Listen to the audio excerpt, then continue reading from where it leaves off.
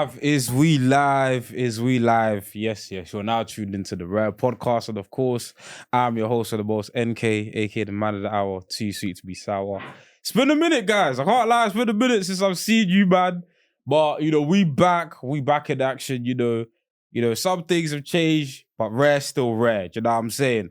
But today, I'm not alone. I am joined by a very special guest, I will allow him to introduce himself. You might have seen him on your TikTok, on your Twitter, on your Instagram, talking all sorts of crud. Not me. Not me. That's a RICO charge. When I catch Alex. Anyway, yo, Atlas, you know what time it is. AOT podcast. Yeah, man, love for NK for having me on, man. It's a pleasure. Nah, man, it's a pleasure. It's appreciated, man. We appreciate you coming on, man. Because obviously we linked up through rest things. We got rest things. And so we have so much in common. Like, we're both Congolese, like the same, like wrestling. We'll just be, if you follow us on Twitter, I'm so sorry, women. You're just going to see us tweeting about wrestling. I'm so sorry. Do you know what? It's That's like, I was having a back and forth. See, the thing is, I tweet a lot about wrestling. I tweet a lot about everything. But I was having a back and forth with one Brer on my timeline, and he tweeted something mad weird like about like wrestling, and I was like, "Gee, why are you tweeting like women don't follow you? Like, stop tweeting like that, bro." I don't know what it is. Sometimes I'll tweet something, I'm all there tweeting like fucking Masawa matches and that, and I'm like, "Yo, the hoes are gonna fuck it is what it is, isn't it?" So, I'm not trying to scare the hoes in that, but. Look, man, that's the goal. Take me as I am, because this is what it's gonna be. I can't lie, what it's gonna be. It's true. But but before we get into it, we like to do a little segment called Rare Moment of the Week, where we like to spotlight a creative innovator, just someone who we think needs the attention and the accolades. So Atlas, who is your rare moment of the week? RAYVN. I think she's 24. Yeah. Right? The last time she dropped an album would have been May of last year, so she would have been 23. Yeah. I'm here to make the case that RAYVN is a generational talent. If you look at her body of work from when she dropped her debut EP, when she would have been 16 in 2015, Moon Shoes. When she from dropping Moon Shoes in 2015 to dropping Midnight Moonlight in 2017, Crush in 2018, I believe, and then Hypnos in 2022, not to mention all the features she's done with Sabah and Smino, Mick Jenkins and No Name. If you just look at the totality in the body of her work, everything she managed to achieve by the age of 23, I don't know if you can look at... I didn't know she was that young, I can't That's lie. What I'm saying. I don't know if you can look at anyone in this generation who's got that body of work at that age, not to mention the talent, come up singing in the church. And that's the reason why R&B ain't what it used to be, because you niggas ain't singing in church no more. Niggas ain't singing in church no more, B. You get me?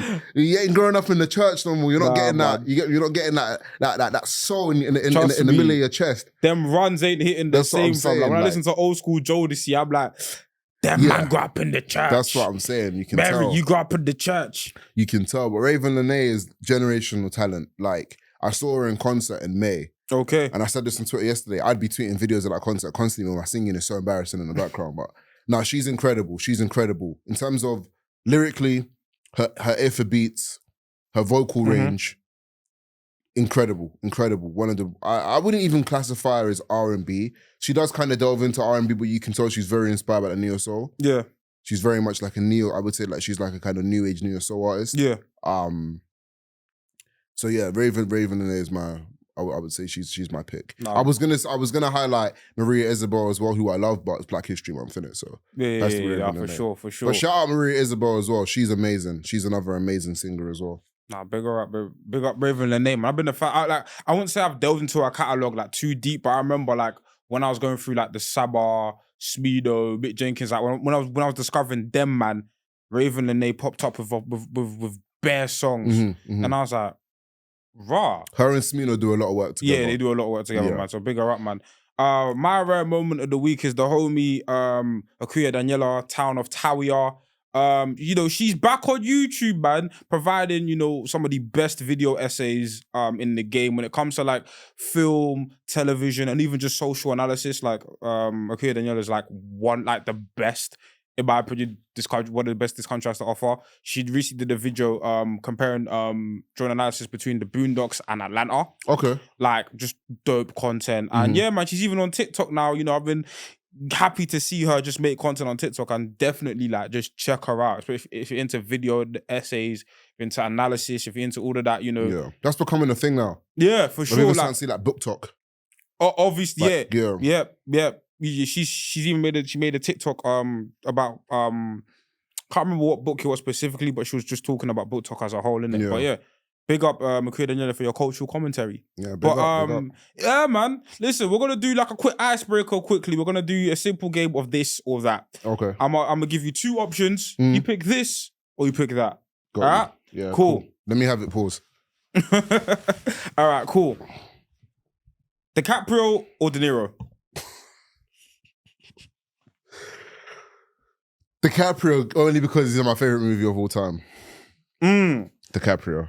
I'm so sorry. I love Robert De Niro, but DiCaprio because he's in The Departed. So Justin Bieber journals or Justin Timberlake Justified? Justified. Sorry. Chance Rapper, Acid Rap or Mick Jenkins The Waters? Acid Rap. RAYVN, LENAE or Cleo Soul? RAYVN, LENAE. Easy. Sorry. Goodfellas or The Departed? The Departed. Batman or Spider-Man? Spider-Man. Spider-Man. All right. That's what I was trying to hear, because if they listen, bro, that's what I keep saying about Batman, bro.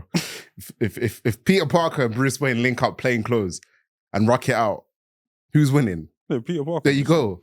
I don't want to hear this prep time and that and this and that. Come on, bro. If they buck in the middle of Brixton High Road and they got a knuckle up, who's winning? Spider-Man's rapping him. But do you know what it is? I don't know. I think Spider-Man overall, I prefer Spider-Man to Batman. But it's not like I like Batman not just because of Batman, but I just think Gotham as a setting, as a city, is just like, I'm so intrigued just to see like Gotham relating content. Yeah. Just like to see like, okay, what's Penguin doing? What's Riddler on? What these man on? And don't get me wrong, Spider-Man has like a top tier Rose Gallery too in it. But it's just the city of Gotham feels like the comic book city that I understand the most. I just understand like from the politicians to the policemen to bro. We even got characters like Hugo Strange who are psychiatrists. Yeah. I feel like it's a very well written city, and we just have so much lore and history to Gotham where it's just like, that's why Batman will always intrigue me. Do you know what I will say? I would be rather, if we were to compare the two in terms of like them in relation to their universe and how they exist. Yeah, I would be very interested in like a Gotham related media that has nothing to do with Batman. You get me? Like I would watch a Gotham show that was not even about like they were even the show Gotham. Yeah, right? That was interesting. Yeah, it got a bit wacky towards the end. Yeah, it did. But when it was good, and that didn't really have much to do about Batman. That was more about Gordon before he was commissioner and all the goings on of the city. I don't know if you could do that for Spider-Man. I don't know if you took Spider-Man out of New York in his universe and kind of had the TV show or whatever about Spider-Man. I don't know if it would hit the same. Yeah. But if you're comparing Spider-Man and Batman as the characters to me, I'm a Spider-Man guy, innit? Yeah. I'm a Spider-Man guy. Yeah. No, I hear you. But I do agree that Batman has the more intriguing universe. Yeah. Yeah, I just think Spider-Man's eternal. Spider-Man is just it's the concept that and we've even seen it now with the Across the Spider-Verse films and the Into the Spider-Verse films and even the video games that you could remix Spider-Man many different ways, but the story still hits. Except, I think it's time to say this. How do you feel about the Tom Holland films? Because I personally think we need to call a spade a spade. I feel like Wait, before I say what I'm going to say, are you saying this because you're not a fan? They're better than the Andrew Garfield films. For sure. I'm a fan of Tom Holland. Yeah. Like, when he was cast as Spider-Man and he did the cameo he made in Civil War, I was a fan. I said, when it came to the wit, the quippiness, I just think personally, and this is no shade to the director as a human being, I just think John Watts has done a very banged average job with Spider-Man. I don't think any of the movies are bad, but they're not awe-inspiring, and I think No Way Home is just nostalgia bait. Can I be honest? I feel like the Russos handle Spider-Man like the Russos handle most heroes better than like in terms of the way they made Thor look in like Endgame, Black Panther, the way they made Spider-Man look in his cameo in Civil War, and the way they made him look in Infinity War. Yeah. You get me? And then you look at the way they look in their own movies. Like I was someone who was I was notorious for being like a big fan of Ragnarok. Yeah.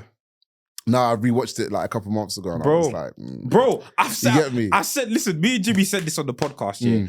And I've said this before, I'll say this again. Ragnarok tricked us. Yeah. And I'll tell you why, because the problems we have with things like Love and Thunder were showed early signs in Ragnarok. Yeah. The stuff of valuing comedic timing over narrative beats, I'll never forget at the end of Ragnarok, where obviously Asgard gets destroyed. Everyone, the remaining survivors of Asgard are looking at the planet being destroyed. And then you insert a Korg joke in there. And I'm like, this is the destruction of Thor's home. Let's deep the events of Ragnarok here. Or Thor's character as a whole. Thor lost his mother in the second movie. He just lost his father in Ragnarok and had his home planet destroyed. But then you're having Korg make a joke. Yeah. Like, narratively, I'm just like... And Thanos is 2 seconds around the corner. You feel me? Thanos is 2 seconds around the corner. And then it's like... And then obviously, that's why I even though I didn't like the Fat Four the Fat Four progression in Endgame, I understood where it came from. Yeah. But that's why to go to Love and Thunder, and it's like, wait, do you know how much Thor's probably the most traumatized character in the MCU in terms of what he's lost? And then we just have some upbeat comedy movie just about the thing is about Taika Waititi for me when it came to like because I like Ragnarok. Ragnarok was cool, but I never rated it that highly. Yeah. Because I just felt like it became humor over the narrative a little bit. I think Ragnarok had a decent balance of it, but then we saw, okay, once you give Taika Waititi full creative freedom, no restrictions, we got Love and Thunder. And I'm like, brother. The thing is with Love and Thunder, at least with Ragnarok is like good enough. Love and Thunder is just objectively not a good film. Yeah. You get me? And I say that to say this about Spider-Man, is that I feel like sometimes these directors struggle with doing justice to the character when it's the case of, okay, now it's a solo movie. I don't necessarily think Homecoming's a bad film. No. It was just, it took ages for Tom Holland to beat the Iron Boy allegations. You get me? Then Far From Home is the second one, right? Yeah, Far From Home as well. What I will say about, Far From Home, to me, I got rose-tinted goggles. That Peter Tingle scene is so amazing. Yeah. Where I'm like, I don't mind I can Far just From be Home. Like, do you know what? Look, man, it's like, do you know what it's like, bro? It's like, we're both big wrestling fans. It's like, you watch a match, let's say the match is 30 minutes long, and let's say it's like a 3.5-star match. Bro, there can be a 5-minute stretch where it's just sequences sprinting, where it's like, okay, that itself adds another 1/2 star or another 3/4 stars to it. And that's kind of how I feel about Far From Home. Yeah. The meat and potatoes of the film ain't great, but that scene, that Peter Tingle scene to me is so good, where I'm like, and the way they built up throughout the movie where it was like, it's not working. And when he needed it in that one moment, it worked. And the way the special effects is so amazing. But other than that, I'd say, like, what I'm going to say is like, I've not watched it since then. Yeah. I've only watched that scene. I've gone on YouTube and been like, Peter Tingle scene. Yeah. Because I've got no interest in watching the whole movie. Yeah. You get me? And that's... And also... The other Spider-Man films are so rewatchable. The Raimi films are so rewatchable. Even Spider-Man 3, which is like, okay, a bad film. Yeah. Bro, that film, I've rewatched that film so many times because when Peter puts on the black suit, iconic. Peter versus Harry both times, iconic. Yeah. The ending sequence. Eddie in the church begging for Peter's stuff. Bro, Peter versus Sandman when they're fighting on the train tracks. Like, even though that movie's like a mess, there's still things I go back to and reach for. Yeah. And the thing is, the biggest disappointment for me when it comes to like the MCU trilogy of Spider-Man was, because I remember the press releases that were coming out that were saying, yo, gonna be set in high school, you know, we're gonna put emphasis on Peter's high school life, which Raimi trilogy didn't really do. By the time we got to the Amazing Spider-Man series, he'd already graduated high school in the second movie, even though I think they did a decent job at portraying his high school dynamic in the first one. But they said the whole trilogy is going to be him in high school. But you know what I've clocked as well about this is Amazing Spider-Man and also Spider-Man 1, the Raimi one, is that you see his high school life, but as soon as he gets his powers, we kind of move away from that. Yeah. It's like literally high school life, powers, one display of his powers in high school, and then we never see it again. Yeah. And it's like, no, we want to see more. Because how does Spider-Man operate in the real world? You get me? Because I didn't like aspects of Homecoming, but overall I like Homecoming. But the thing about the trilogy, what I was expecting to see, okay, cool, now we're setting in high school.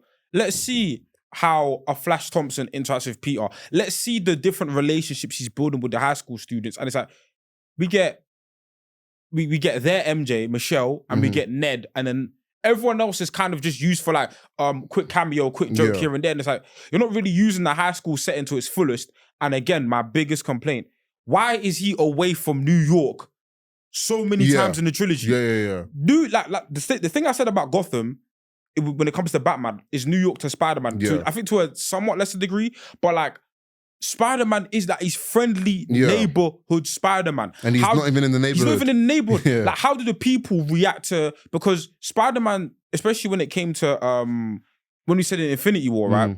In Infinity War, Spider-Man had the line to Tony, how can I be friendly neighborhood Spider-Man if there's not a neighborhood to protect? So that's why he had to go to Thanos. You're never there. But he's never there.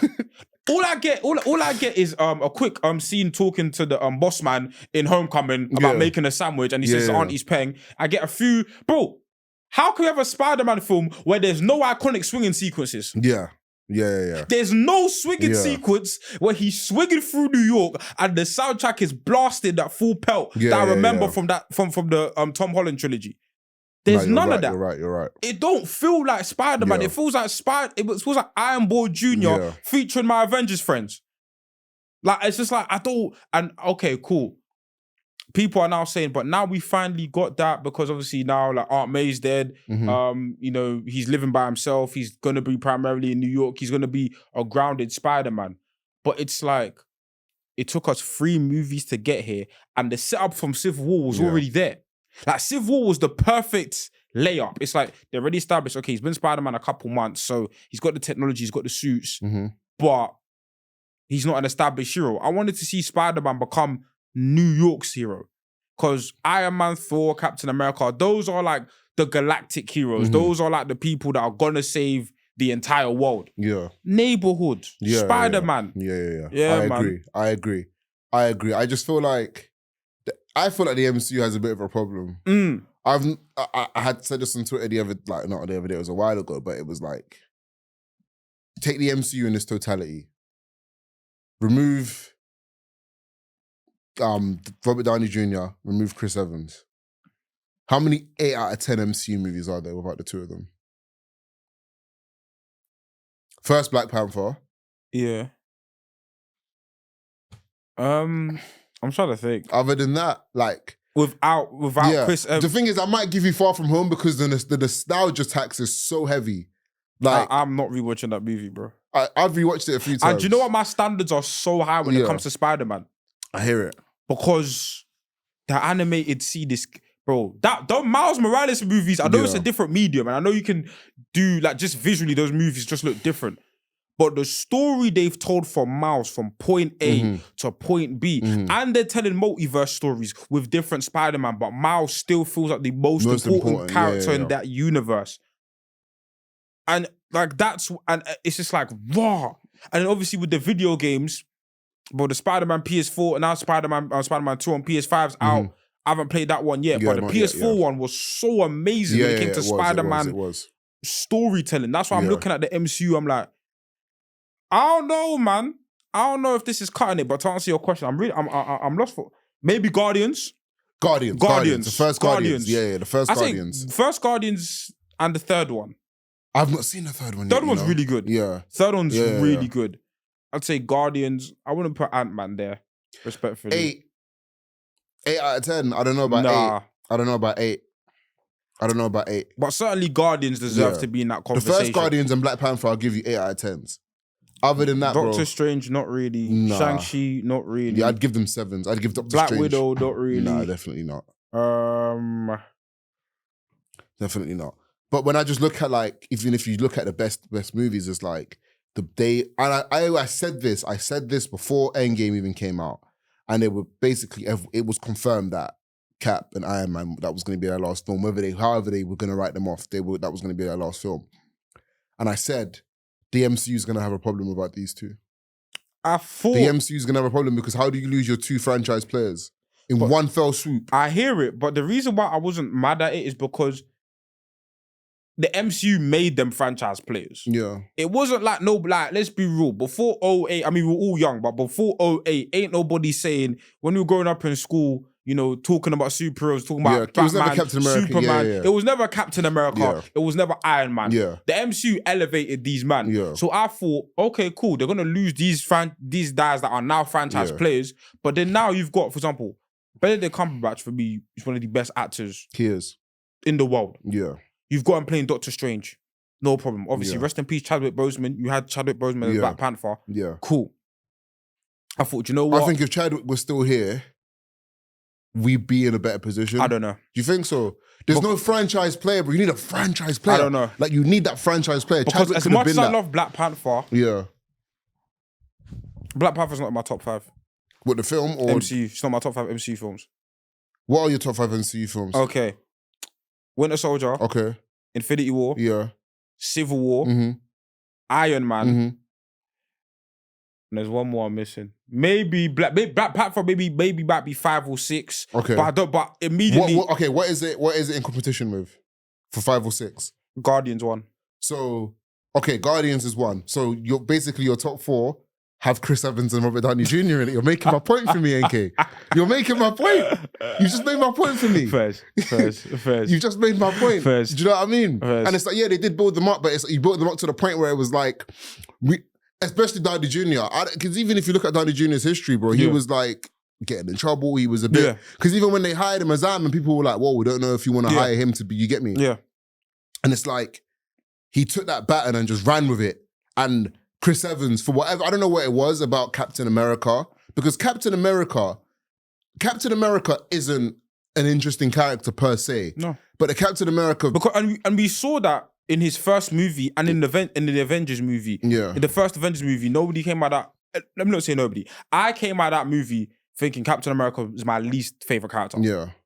I liked him in Avengers. Come Winter Soldier. Yeah. You didn't like him in Avengers? No, I didn't like him. I liked him in Avengers. And you know what I like about... This is what Captain America... Captain America and Superman are very similar. Yeah. In a way where it's like, in some shape or form, the Captain America and Superman movies, and I haven't read the comics as much, from what I know, is these are two men who, both of them are fish out of water. Yeah. And they have iron will and iron morals. Yes. The entire narrative is trying to see if they'll compromise those morals or not, and how far they're willing to go. Yes, for sure. You get me? But it's such a simple concept. Yeah. But it's always told so well. Yeah. And I feel like Winter Soldier, you know how you say you come at Winter Soldier thinking, do you know what I mean? Because to me, when you ask what's the best MCU movie, it's Winter Soldier. Hands down. I'm not even trying to hear anything else. It's Winter Soldier. For me, it's to the point where it's like, it should be objective. You get me? Like we say, what's the best wrestling match of all time? We know what the best wrestling match is of all time. You get me? It's like, who's the greatest rapper? It's like, that's the thing where it's like, you don't even argue it. But that's just a story of how far is this man willing to go to help his friend. It's always a case of how far is this man of morals willing to go. And also, even in Winter Soldier, the thing I love about it is that Cap's more like, the thing I love about Cap is that even though he had to change his perspective, because Captain America grew up in like World War II, where, you know, it was very black and white. We are Americans, we are fighting against the great evil that is the Nazis, later on Hydra, right? Cool.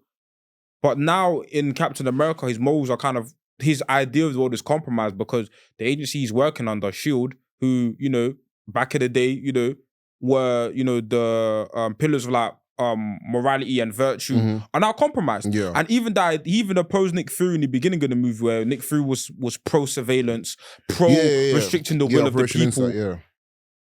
And Steve was flat out no. Was flat out against it.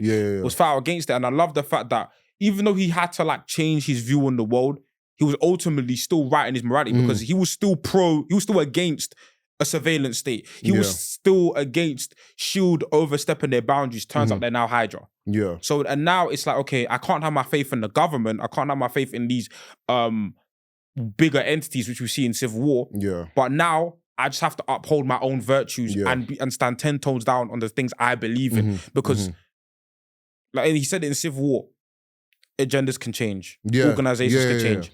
But you have to be the person to push the whatever agenda you have forward. Yeah, 100%. But I was, we saw this on Twitter. There was a podcast. I actually forgot the name. I'm not even trying to shade them. I actually forgot the name. But they were talking about comic book films compared to films like Martin Scorsese and stuff like that. And the conversation of entertainment versus quality. Okay. And a lot of there's been a disconnect between like, okay, the average person will go and see an MCU film, right? Mm-hmm. But they won't necessarily go and see the latest Oscar bait movie. They won't see A King's Speech. They won't go and see, these critically acclaimed films that appeal to like, the Academy or the film buffs of the world. Do you think here that how do you view film? Like when you rate a good film, are you comparing like an MCU film to the best Academy Award winning picture, or do you just separate them categorically and rate things based on like their genre or whatnot? I feel like there's exceptions in every genre because we talk about Winter Soldier. I think Winter Soldier is a movie that you could put up there in the Academy. Yeah. I don't think Guardians of the Galaxy is a movie you could put up there in the Academy. Is that because Guardians is more comedic in tone though? Perhaps, but also it's a bit more Punch and Judy. It's a bit more slapstick. It's a bit more, I feel like, and this might be wrong with me, but I feel like there isn't as much of a space for comedy in that circle. It's a bit more highbrow. If you look at, like, I know you studied film, right? And it's like, I've studied English my whole life, basically. And there's almost a certain esteem that comes with these things. Yeah. So even if you look at the most esteemed literature, or the most esteemed, we'll use film, because obviously we're talking about film, but you think of things like Godfather, Apocalypse Now, Citizen Kane. There's a theme in these films. There's like a seriousness to them. There's a certain level of gravitas. Exactly. No one really ever talks about comedy films in this vein because comedy is seen as something that's a bit more lower class, for lack of a better term, right or wrong. But then also there is the quality. Like a movie can be objectively good, but if it doesn't tick certain boxes, I can't then put it in the same vein. What boxes does it have to tick? I feel like the plot has to be the most important thing. It's all about plot. It's all about building those themes underneath the plot. So for instance, we talk about Ragnarok. Ragnarok, to me, the plot isn't even that important. It just feels like a movie that's there to function for jokes and entertainment, rather than actually driving home a plot and sending a message. Because what message do you go home with Ragnarok? But then if you watch The Godfather, what message do you go back with? Family. Family is the most important thing when you watch Godfather. Do you know what I mean? So I just don't know if some of these comic book movies carry that same. But then it's like, I think of different comic book movies. I think of A Winter Soldier. I think of A Watchmen. I think of A Man of Steel. These are movies where I could put them in that esteem. Maybe, Man of Steel? Yeah. You think Man of Steel like that? Man of Steel is amazing. No, we're going to have to talk about that. Do you don't like it? I like Man of Steel. I think Man of Steel is like a solid 7 out of 10 film. Yeah. I think, for the sake of argument, I'll use, let's say Batman, for instance. Pattinson's Batman. Yeah. Right? That's a movie where I could say, yeah.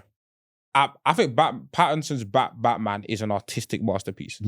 I think visually... I was in the cinema, it felt like an hour. I'm not kidding, broski. It felt like I was in there for an hour. I sat down and the movie finished and I was like, where's all the time gone? Like, it was too long. I was like, that flew by. In terms of tone, and the thing is, I've always rated Matt Reeves as director. From Dawn of the Planet of the Apes to when the Planet of the Apes series. I know he didn't do the first one, but those two movies that he did, amazing. And what he did with the Batman, just in terms of, that's the most, when I spoke about Gotham in the beginning of the podcast, that's the most alive Gotham has felt in cinema.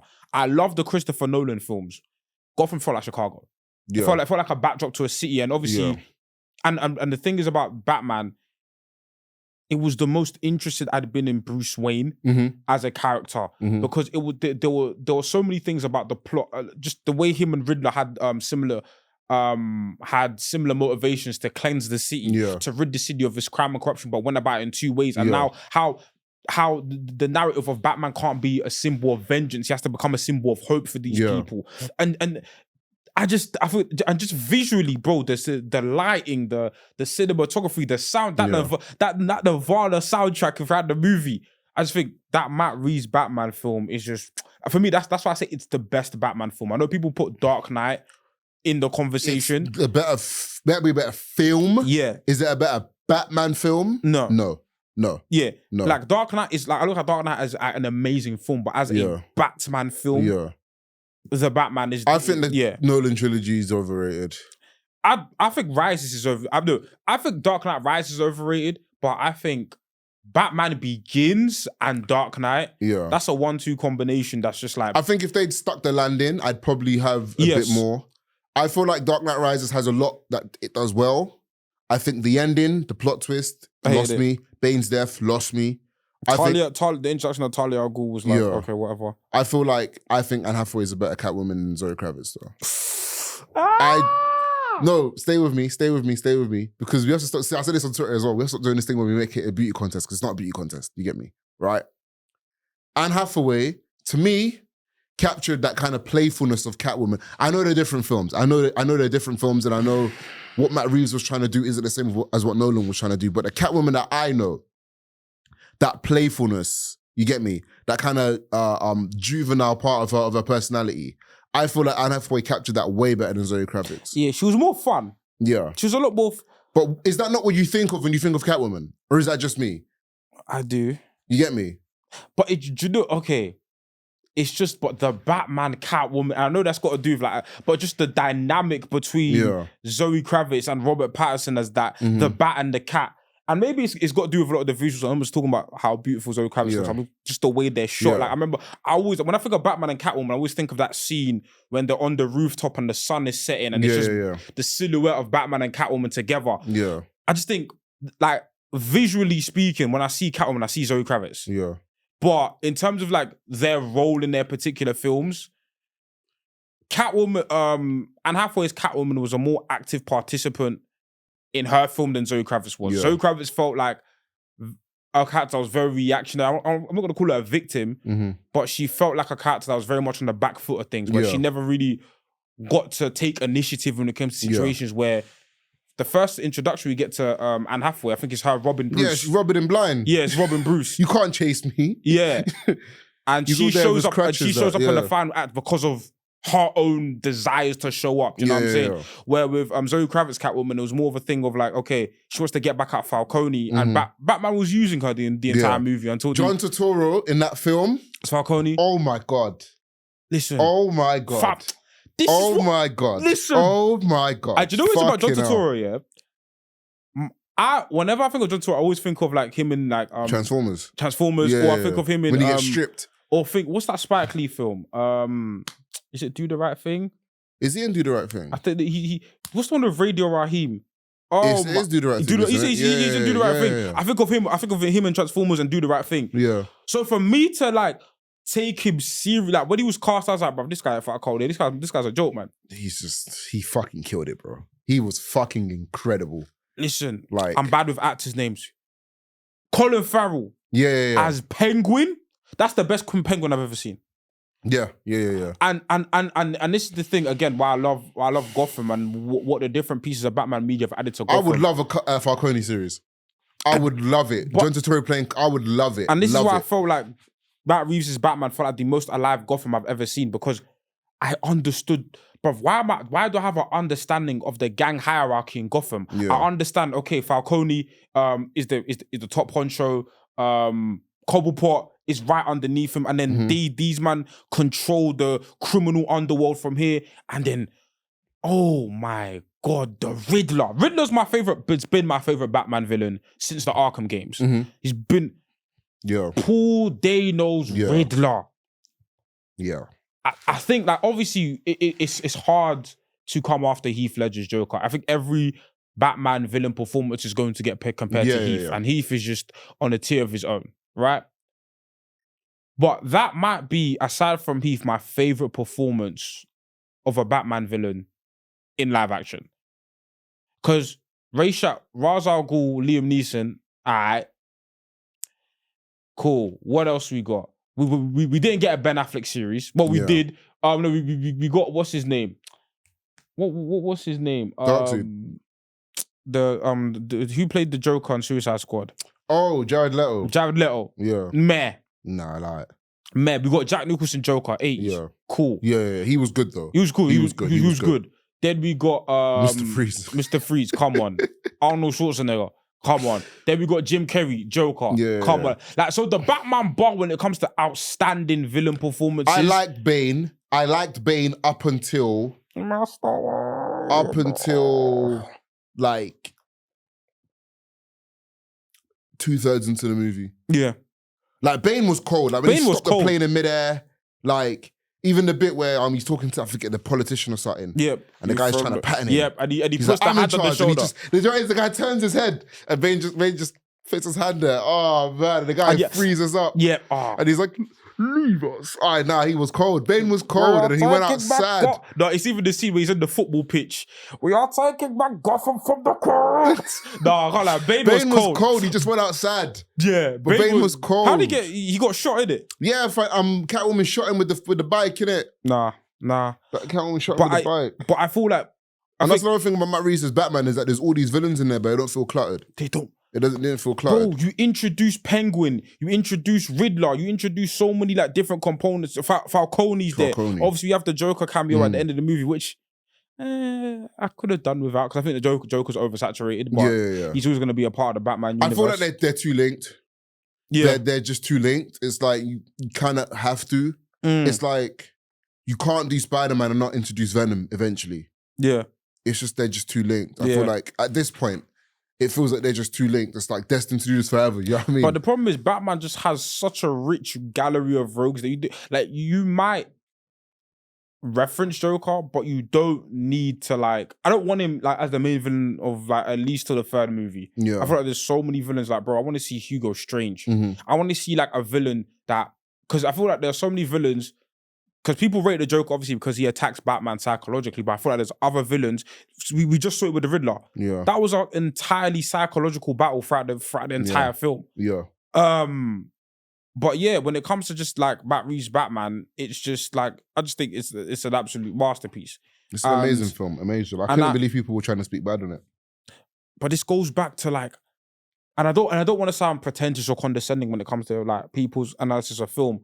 But I feel like if people aren't seeing massive explosions and flashing lights, they're not entertained. Yeah. They're not entertained. But that's my point, is that that's why you got to separate the mice from the men. When I talk about these movies, like I talk about like the movies that I would consider to be up there, like with the greatest movies of all time. There's that common theme where there's like there's almost like a mundanity to it. Yeah. But the beauty is in that mundanity. You get me? Like, for instance, The Godfather, right? Okay, there's violence and there's whatever. But the best scenes in that movie are conversations like this. Bro. My favorite scene in cinema ever is the opening scene is when Vito was speaking to Bonacera. That scene where it's just a conversation, but it's my favorite. I love it so much. That opening shot, yeah, it's everything in that. It's everything in that movie. It's from the conversation he has. But in fact, the shot doesn't start with Vito. It starts with Bonacera. Yeah. Vito's clouded in darkness. Then he comes into the light, and it just from the lighting of the film, and it's like you could see just the power dynamics between the two. Him like, there's a reason why that scene from The Godfather is so imitated, where it's so iconic. Where somebody's stroking a cat, sitting on the chair. Vito Corleone. Yeah. And even people who ain't seen The Godfather they will know. Yeah. They know the iconography of that film. And The Godfather, I mean, this is why we like, I was supposed to ask you this or that, but I'll ask you it after this. Cool. There's a reason why we love Fall of Man stories and story in fiction, right? Vito Corleone, Michael Corleone's Fall from Grace. The man who had it, Michael Corleone starts off US veteran, honorable person, completely outside of the family life. Like, Vito Corleone even says to Michael, yo, I wanted you to be, it's the scene right before Vito dies, where he's like, I had dreamed, I didn't want this life for you. I wanted, Councilor Corleone, Mayor Corleone, something. And it's just the fall of man. What happens when, this classic saying, the road was paved with good intentions. All Michael wanted to do was save his family. Yeah. But then throughout the trilogy, because even the whole thing, the way his whole arc starts is because he saves his dad. Yeah. You get me? He saves Vito. That's how, because he never wanted to do none of this. He was kind of forced to, innit? Then from him saving him at the hospital, everything just kind of unravels, and that's how we eventually get to. And then the trilogy is it's a Shakespearean tragedy. Yeah. Because the man who starts the narrative trying to save his family ultimately destroys it. Yeah. Because he kills Fredo in number 2. And he's responsible for his daughter's death in number 3. Yeah. And he dies.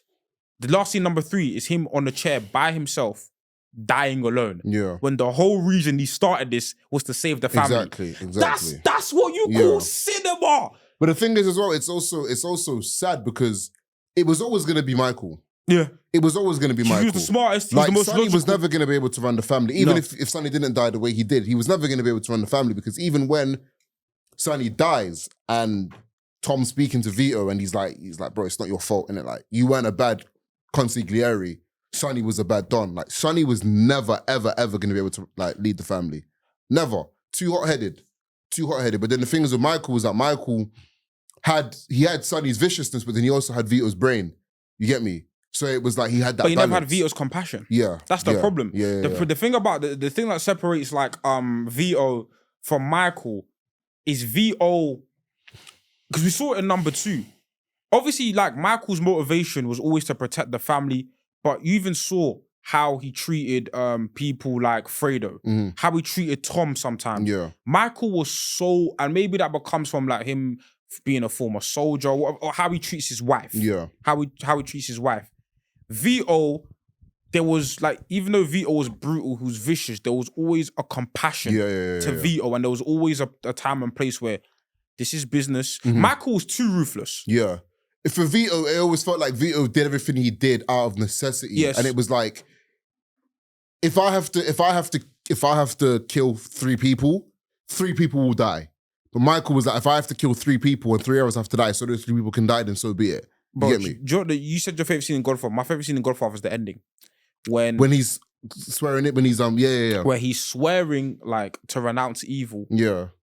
While he's simultaneously committing multiple assassinations. Yeah. And you just see the fool of he is the devil. He became the devil he renounced. I'm just like, that's the beauty of cinema. Yeah. And that's why, like, to circle back to the original conversation we had about like entertainment versus like what you said about the lasting impression a film gives you.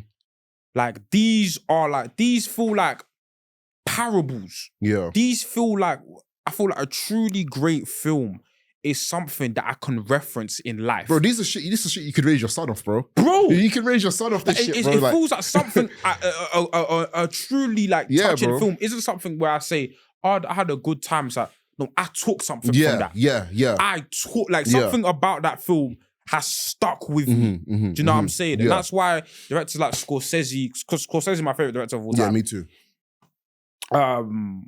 I don't know what I like more though. I think his 2 masterpieces. Well, he's got 3.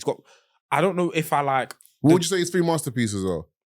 Goodfellas, Wolf of Wall Street, Departed. Okay. I put those as like the Irishman didn't move me as much. Didn't move me as much.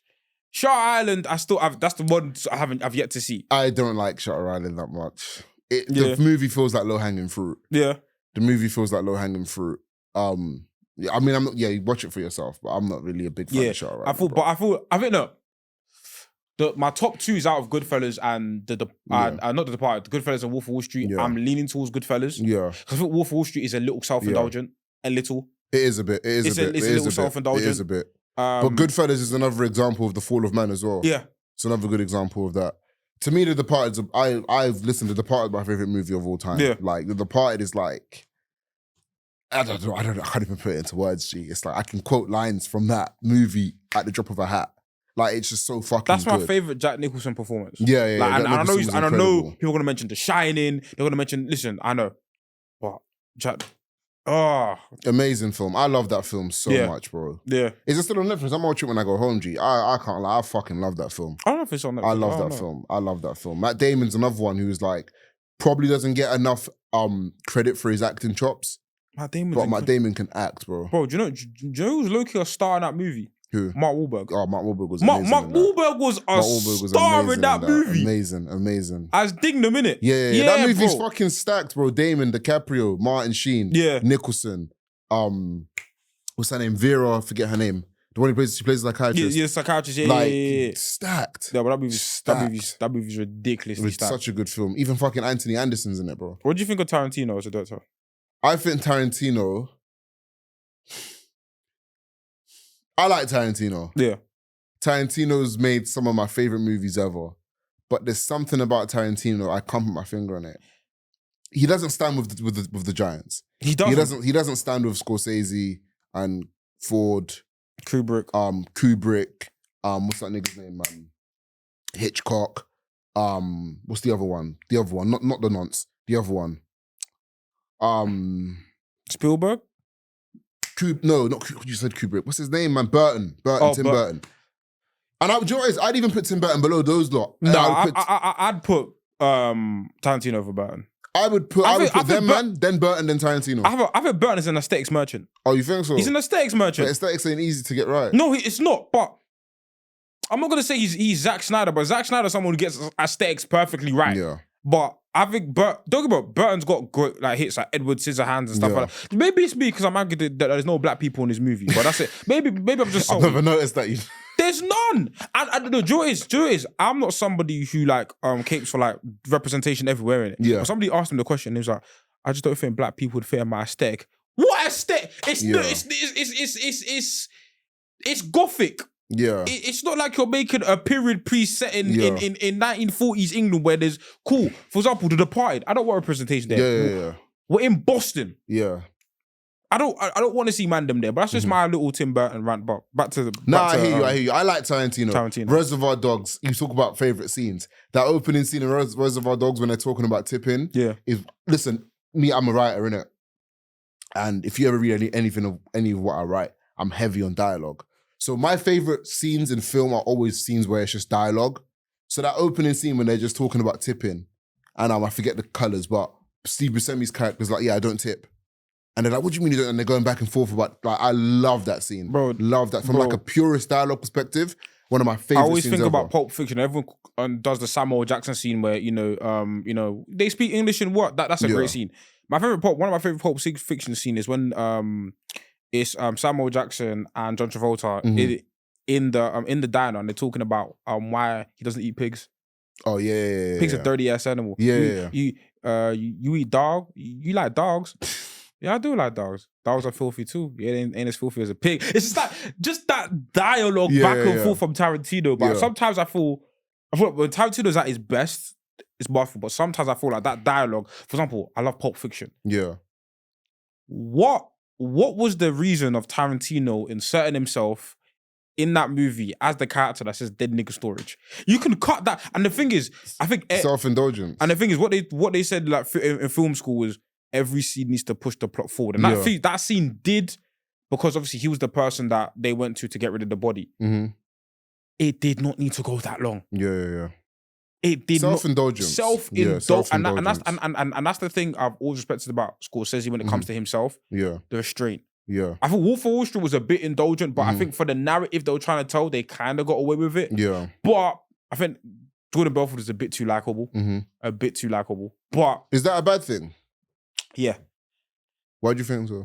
I think Jordan Belfort's supposed to be charismatic. I understand for the narrative, he's supposed to be absolutely charismatic.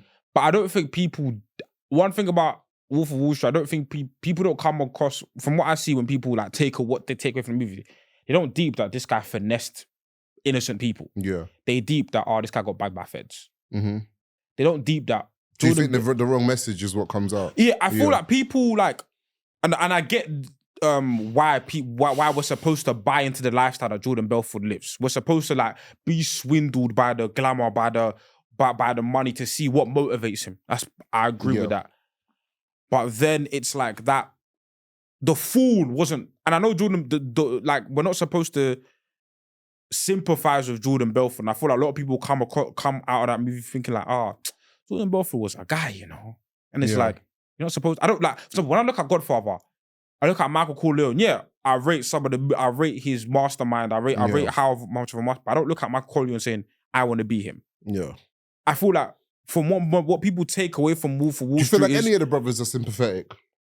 Who? Even do you feel like, so let's say if we go Vito, Sonny, Fredo, and Fredo. Michael. I think Fredo's very... Don't get me wrong. He's a snitch. Absolute snitch. I think Vito, and only because of the circumstances of which Sonny died. Sonny? Yeah. Only because of the circumstances of his death. Sonny was on his way to protect his sister. He's a hothead, though. He is a hothead. And that's how they got him. That's how they got him, though. They knew he would react. They knew he would react. The reason why I sympathize with Fredo the most, he snitched though, man. He snitched, but he was treated with utter disrespect. Yeah. Consistently. The only person that ever like saw him as valuable was Vito. Yeah. And that's why Vito was able to keep him in check. Yeah. Because I remember it was like, I remember the scene in Godfather 1 where it was the Mo Green scene. Yeah. Where, you know, where at the end. No, it was like towards the middle of the movie where it was like it was Fredo, Michael. When Michael goes to go see him. Yeah, and he's like, you don't disrespect a man like Mo Green like that. And then Michael's like, disrespect the family again, I'll kill, like, never do that again. Yeah. And I get where Michael's coming from, but it's the coldness of Michael where the reason why Fredo left the family is because he felt like an imbecile, and he was one. He was one of the imbeciles. He was an imbecile. Proper imbecile. But that's why Vito was such a great, because Vito always knew how to make everyone feel... Yeah, he knew what buttons to push. Yeah. People loved Vito. They feared Michael. Yeah. They never loved... Yeah. Nobody loved Michael. Yeah. Not a single person loved Michael. They just feared him. There's a quote from one of my favorite episodes of a podcast ever. Yeah. It's Big Body Best on Taxstone's podcast, yeah. And he said, look, he said this. He said, at the end of the day, we're going to be aggressive, but we're also going to be compassionate. Yeah. And that's the way you have to live your life. You have to have that compassion. You get me? And you're right, Michael never had that compassion. Because we go back to the opening scene you talk about, right? Where, what's the guy's name? Well, Bonacera comes to Vito. Vito's speech is so important in this, and it captures his character. He said, you came to me as the doctor. You didn't come, you don't even offer me a cup of coffee. You don't even ask me to be your friend. Yeah. It's all about relationship. Yeah. Don't get me wrong. Obviously, Vito's not a saint. He's a mafia boss. At the end of the day, he's a mafia boss. Right, let's call it a spade a spade. I'm not saying he's a saint. But with Vito, it was always about relationship. Why didn't he get to the drug? And he's like, why didn't you come to me first? The first thing he says to him. Why did you come to me first? Why didn't you come to me first? Why did you go to the police? That's the first thing he said to him. And you ask it, and you come to me, he says, you don't come for justice, you came for murder. Yeah, he was like, this is not justice, your daughter's still alive. Yeah. And the thing for Vito is like, you're treating me like I'm the scum of the earth. And you know, he's a mafia boss. Like, yeah, fairs. But for him, it was all about my relationships with people. Even the reason why Barzini and them man want to assassinate Vito because he doesn't want to get into the drug game. Why? Because it's a dirty business. Exactly. Because, okay, money, gambling, prostitution, alcohol, yes, those are bad things. Alcohol, but those are vices that people choose of their own willing, or of their own choosing. Like you can choose to gamble, that's whatever. Drugs, it's a dirty business. Yeah. And that's the thing. It's like, what I like about that is that when we have these gangster movies or whatever, however we do them, whether it's a Godfather or whether it's a Paid in Full, we never have that moment of self-awareness from the dealer or the criminal that drugs is more than just drugs. It's the people it affects and this and that. You never have that realization where Vito always had that foresight of, that's a dirty business. I don't want to get involved in that. You get me? Speaking of, I was going to do something of this or all, but Power or Snowfall? Snowfall, easy. Easy. I don't see how you can compare the two. Easy. I think Power is literally, and I'm sorry, again, maybe I sound like a pretentious film critic, Power is literally a lot of people's power fantasy. Boom! I feel like a lot of people come out of Power with the same criticism I had about Jordan Belfort, be like, I want it, Tariq's so cold. Those are so cold. And it's like, don't get me wrong, we all have those moments of like, oh, that was a brilliant chess move. That was. I'm not saying people should watch like these shows with utter contempt for the characters, but it's like, what? Yes, Power was a fall of man story, but not really. Like, what did that come from Power learning? Nothing. What did I take away from Power? I watched the first 3 seasons of Power, or first 4 seasons, and I was like, I can't lie. I feel like this is making me dumb. I feel dumb. Like, this is just not, it's not good to me. It's like to me, it's like they got the plot of The Wire or like a very, very good gangster show and gave it to the Hollyoaks writers and was like, yo, do something with this. And they came out with Power. Because here's the thing. Snowfall, I know the ending of Snowfall, but I'm on the last season right now. Franklin is an absolute villain. Yeah. But the thing I come from looking at Snowfall from is the fucking CIA. Yeah. When we talk about, and obviously like, there are a lot of people that, you know, from the area of Los Angeles during the crack era that will have more insight than me when it comes to like how the government funded the industry. But it's like with Snowfall, what I said about Gotham, I have an understanding of hierarchy. I have an understanding of, okay, how do the drugs that Franklin's pumping directly affect the community? It's not just saying drugs are bad. Yeah. We see it in characters like Wanda. Yeah. We see the direct impact Franklin is having on the community and how it's a systematic thing. Like, again, I think Snowfall is more than just a drug show. It's a show about social dynamics and social hierarchy and structure, about how this thing really starts from the top down. They were using drug money to fund their own personal war, and they were using the citizens of Los Angeles as basically cannon fodder indirectly. And Franklin was a victim of that. And Franklin is also a victim of like the lack of educational opportunities provided to black men in the 80s. It's like, I'm coming from Power, I'm coming from Snowfall with so many different interpretations, the understanding of like not only the real world we live in, but the world they live in. With Power, I'm just seeing man them saying, yo, hey, Tariq is cheating. Bare things, you know. Rotted. Ghosters are bad. Wow, do you see what? Fam, I feel like I'm watching Love and Hip Hop because half of the clips you man are talking about are either, hey, what Ghosted to Tasha is about. Fam, am I watching Power or Love and Hip Hop? Am I watching Ghost or Peter Guns, fam? Yeah, what am I watching? Like, bro. Do you know what it is as well with Power? And I'm going to say this, and I saw it the other day. Sex scenes, to me, are like not necessary. I disagree. Okay, let me rephrase that. I've never seen one that's been necessary. In like, I rarely see them that necessary. It's like, in Power, why do you need a sex scene every episode? You're not pushing the plot forward, right? Like, for instance, the book I'm reading, I'm reading Open Water, right? Amazing book. There's a sex scene in that, but the sex scene actually serves a purpose. Yeah. I don't need to see Ghost whapping out Angela every episode. If you want to show it once to show that unity, fine. Yeah. I don't need to see them whapping out 6-7 times a season. You get me? It's self-indulgence. Yeah. I feel like there are points where sex scenes are necessary. Yeah. Just to like, for example, like, this is a manga reference, but there's a manga called Berserk. There's a sex scene in it. And one of the main characters, like, you know, had sexual assault done to him when he was a young child, right? So in the sex scene, he's the first time being sleeping with a woman, he breaks down and cries. Yeah. And he breaks down and cries because this is the first time he's experienced actual intimacy with actual somebody. So that's somewhere where sex Have you seen the first season of Becky? Yeah. So even when he has sex, and it makes him stronger. Okay, it's stupid. It's stupid as fuck. But at least it's a plot device. It's a plot device. And also, I feel like in terms of like, the visuals of like bringing two characters together romantically. Yeah. Something like, you know, a sex scene can be like a satisfying, you know, no pun intended, climax of the scene. But even like Power, the first episode where Tasha's fingering herself in the back of the cab. Come on, bro. I get that to a degree. That one doesn't bother me. That one is a dot, but that one doesn't bother me because it's indicative of what Tasha's character is. Yeah. That one doesn't bother me. Yeah. But it'll just be random sex scene. For example, I bet there's an episode where I think Ghost slept with either it's like later on a councilwoman or whatever. Yeah. It was an older woman, and he was sleeping with her basically to like get a one-up on some like government projects he was doing. Yeah.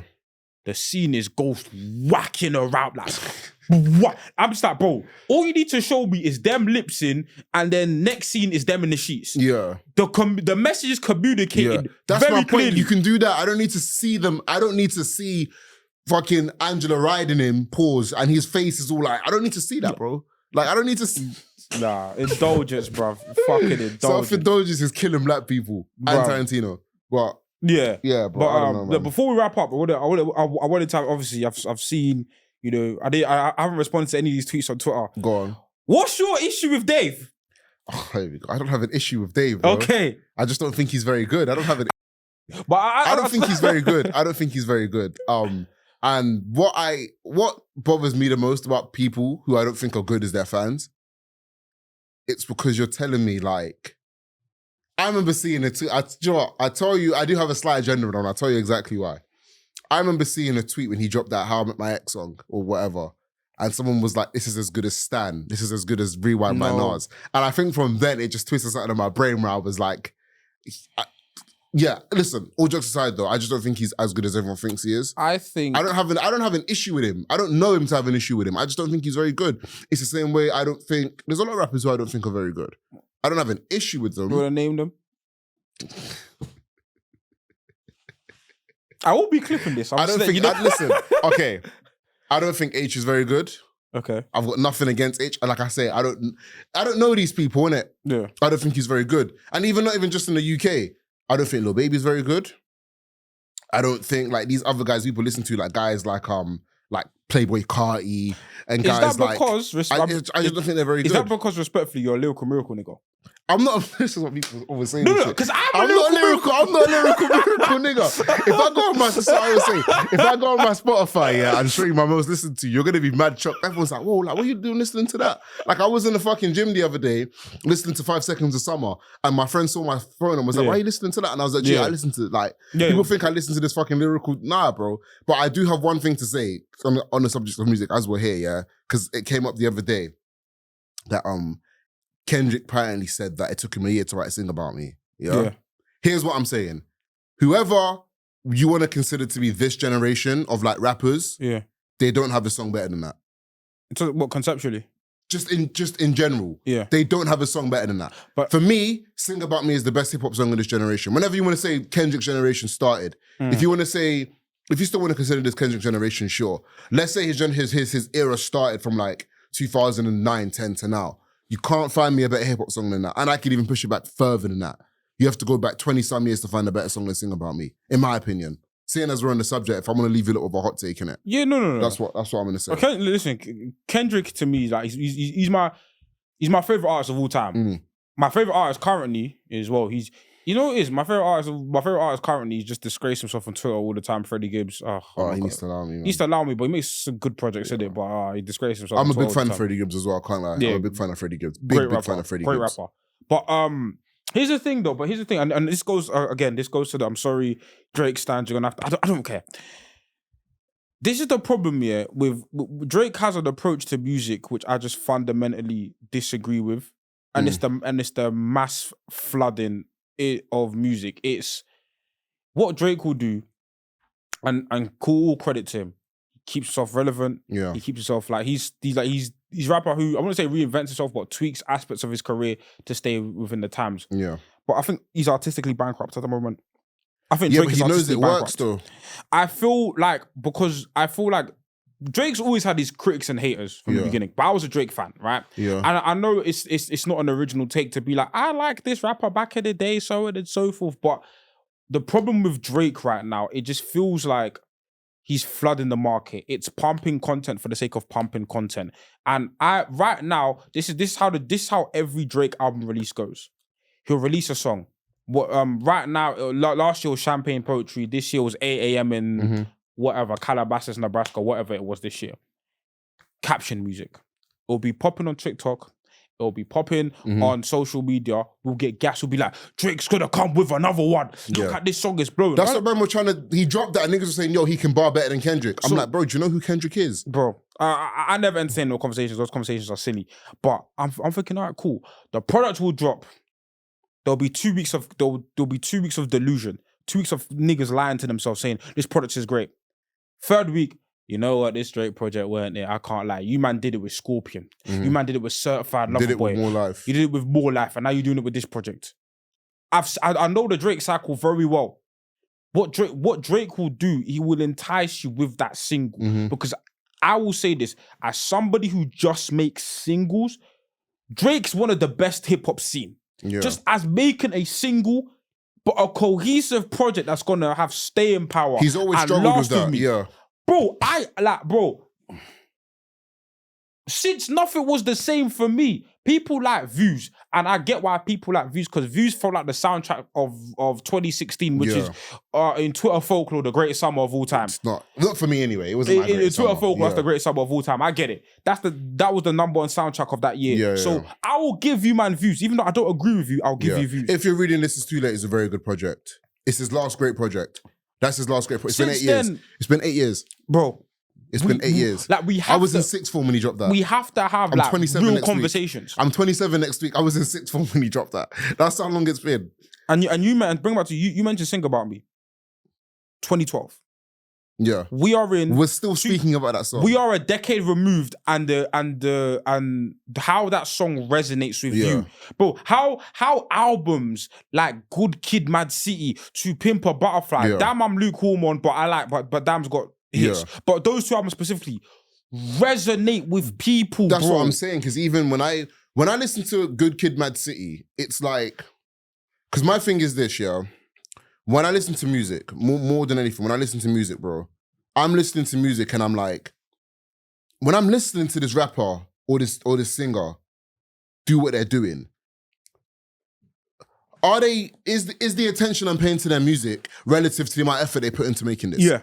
When I'm listening to Hotline Bling, no, there's no effort there. And I know it's still hanging fruit. Drake does have more quote unquote meaningful songs than that. But for the sake of argument, when I listen to a song like Sing About Me, I listen to Art of Peer Pressure. Mm-hmm. I listen to The Blacker the Berry. Yeah. I'm like, bro, like, this is where you can hear it in his voice, where it's like, bro, he is putting his fucking heart and soul into this music. Do you understand what I'm saying? But even just the concept, like the concepts of I know people talk about To Pimp a Butterfly as conceptual, and the thing is, I love To Pimp a Butterfly, but I understand, for lack of a better term, why that scares the hoes. I completely understand. It's New Japan.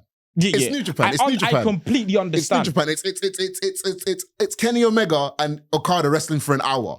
Not everyone can sit there and I get it. Not everyone can sit there and watch that. For the audience who have no idea what Atlas is talking about. I'm sorry, we're wrestling fans. It was always going to come out. They are but, two obscure wrestlers. They're two like niche wrestlers that wrestles in Japan. Like, my thing is like, listen, bro. Like, you can stick on The Rock and Steve Austin having a 20-minute match and everyone's going to watch it and they can digest it. Now I tell you, sit here and watch this Okada match for an hour.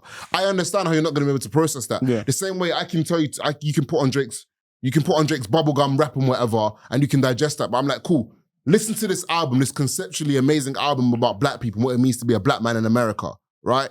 And it's not easy, I get it, but you have to be willing to put in that time to sit there and digest it, to appreciate how good it is. Do you know what I mean? I didn't like To Pimp a Butterfly when it first came out, but I wasn't. Neither did I. And I wasn't ready for it. Neither was I. I wasn't ready for it. Neither was I. I wasn't ready for it. I was not ready for that project. And I feel like a project is at its best when I can sit and marinate with it and it grows me over time. And now, To Pimp a Butterfly I love, but I was going back to Good Kid, Mad City. But that album, obviously, to make a good song is to make a good song, because I'm not going to sit here and say music is always conceptual or all about lyricism. Hi Eminem, take the message. But you have to make good music. But what I love about Good Kid, Mad City is that I've never been to Compton. I've never lived in Compton. But when I listen to Good Kid, Mad City, I take a piece of Compton with me. I have an understanding of how Kendrick grew up. I have an understanding of how the man them in Compton grew up. I have an understanding of the mentality that these men have through the different songs. And these songs take me on an absolute journey. And when you listen to it, do you not feel like the amount of effort and time and elbow grease he put into the album like comes out of it? For sure. The voicemails, the this, the that, the density of the songs. You not feel like, bro, this is something where Kendrick was like, I want people to hear this. Yes. You get me? And to a lesser degree, because it's nowhere near as good, My Crazy Life by YG. I don't know if you've heard it, but to a lesser degree. It came out like a year after Good Kid, Mad City. First. It's a similar kind of vibe, but YG's on the other side, where he's the criminal. You get me? But it's a similar kind of conceptual. So if you've not heard My Crazy Life, listen to My Crazy Life. Got you, man. Got you. But bro, Atlas, we appreciate you having on the show, man. We're definitely gonna do this again, man. Because there was so many I think the next time I have you on, we're gonna talk some real R&B stuff as well. But obviously, just, good conversation flows, time runs out, innit? But man. Tell the people where they can find you and what you got going on, man. So obviously AOT Pod. You can find me at Atlas AS on Instagram. and on Twitter. I haven't got my own TikTok properly or anything like that just yet. But yeah, man, that's where you can find me on Twitter and Instagram. Look up for AOT Pod. That's the same across all platforms, wherever you want to find us. But yeah, man, we should have an episode dropping in a couple of... next week, some point, we'll have an episode out. Dope, man. Obviously, you can follow me on Twitter at NKPreach. Like we said in the podcast, be warned, disclaimer, there is a lot of wrestle talk. I'm so sorry. But, make sure to follow the Rare Podcast on all social media platforms. By the time this comes out, you'll see us posting more often. But yeah, man, this has been the Rare Podcast. Make sure you like, share, comment, and subscribe. Tell a friend to tell a friend. And we will catch you guys on the next one. Peace. Thank you.